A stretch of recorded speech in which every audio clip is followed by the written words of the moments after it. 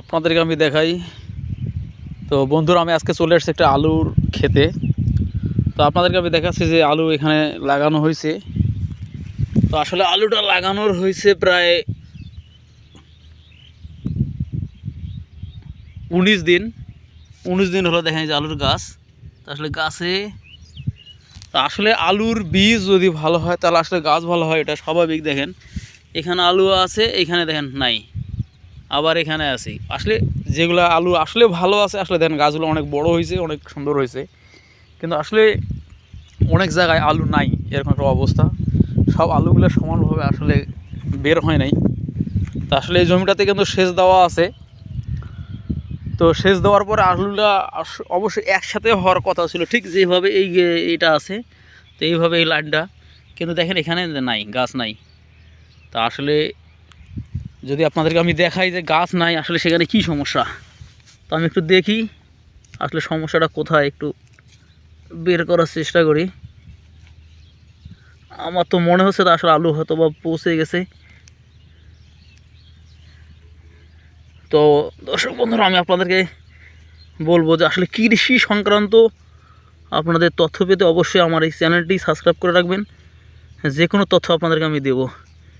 ঠিক আমি যেটা ধারণা করছিলাম ঠিক সেটা হয়েছে, আলু পচে গেছে এই, যার কারণে গাছ বের হয় নাই।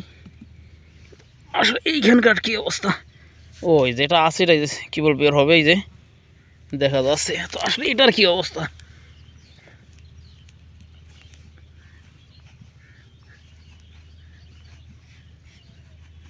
আসলে পানি দেওয়ার কারণে আছে কি নাই,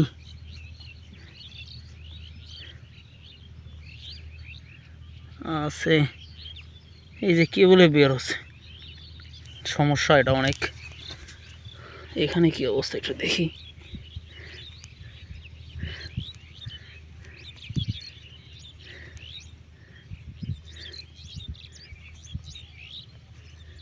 হ্যাঁ, পচে গেছে, দেখছেন